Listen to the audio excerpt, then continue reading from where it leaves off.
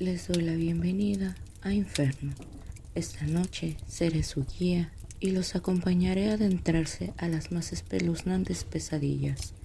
Apaga todas las luces, asegura todas las puertas y ponte cómodo, porque aquí es donde da comienzo nuestro recorrido por Inferno.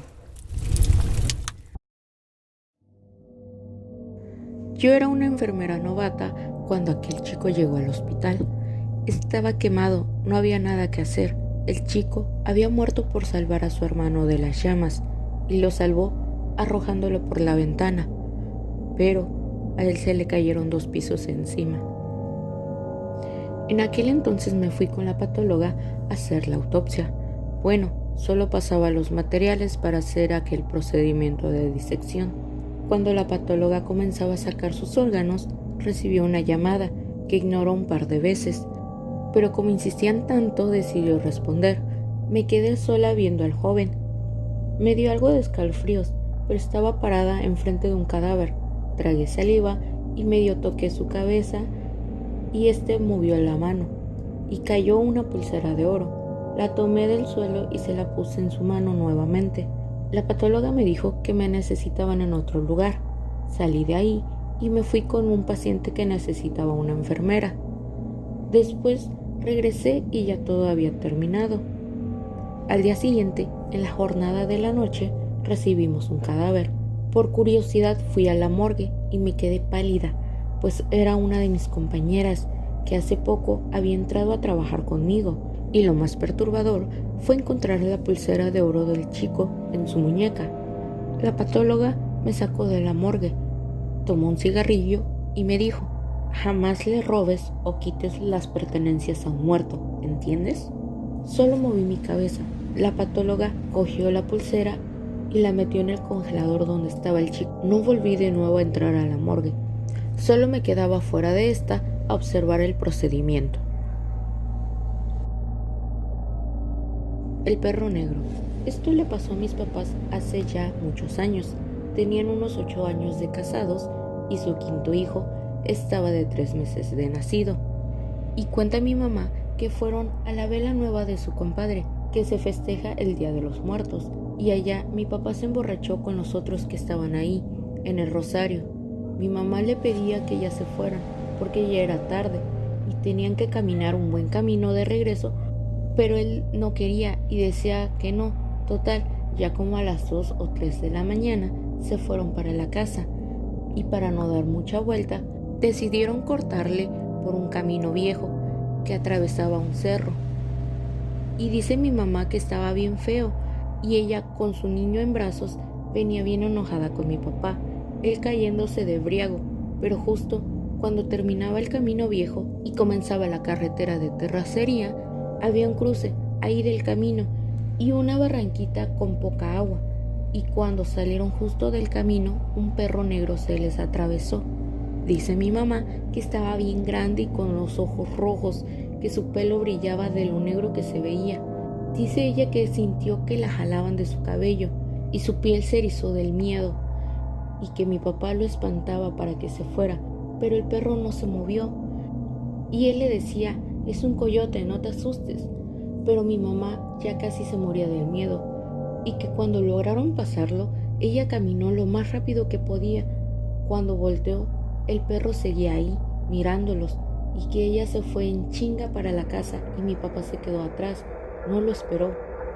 Al día siguiente, mi abuela les dijo que era porque ellos peleaban mucho y que por los días santos se debe respetar y no andar tomando y peleando, pero desde ahí mi mamá jamás volvió a salir de noche con mi papá.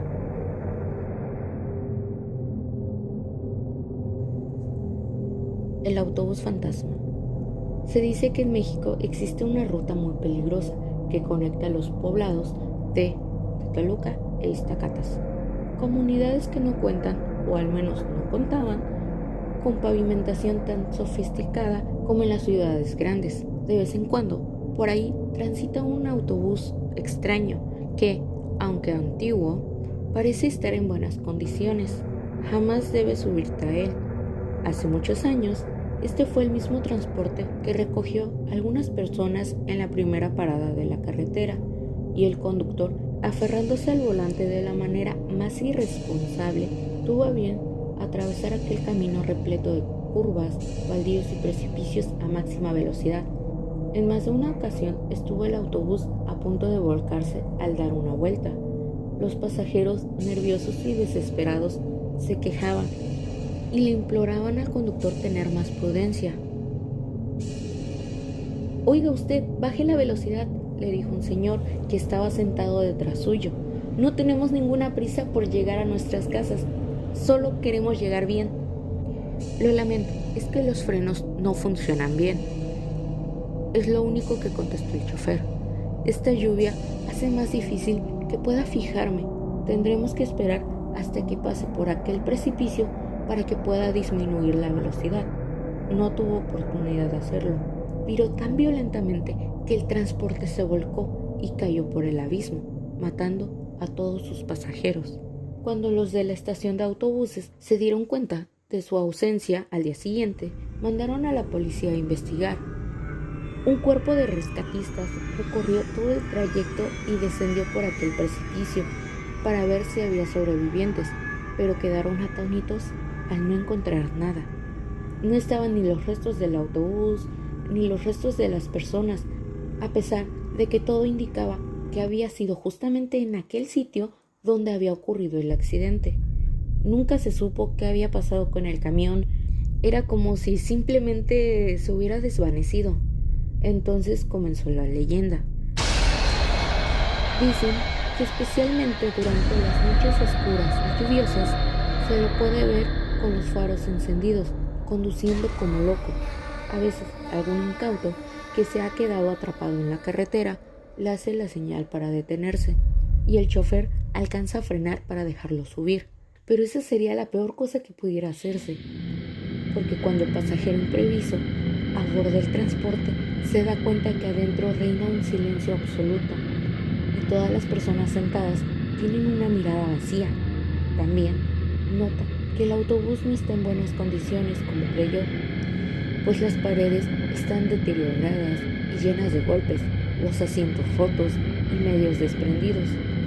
Es muy tarde entonces, pues sin saberlo, acaban de unirse a la comitiva fantasmal, que no tardará en repetir el horrible instante de su muerte, al acercarse a un encubrado precipicio. Y es que a los que suben a este camión de tan mal agüero, nunca se les vuelve a ver después de aquel viaje, como si se los tragara la tierra.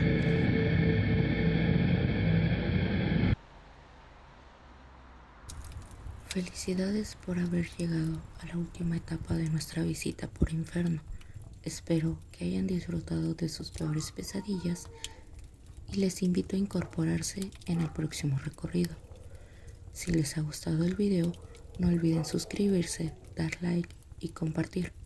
Si eres poseedor de algún relato aterrador que haga crecer infierno, puedes enviarlo a nuestro correo que aparece en pantalla.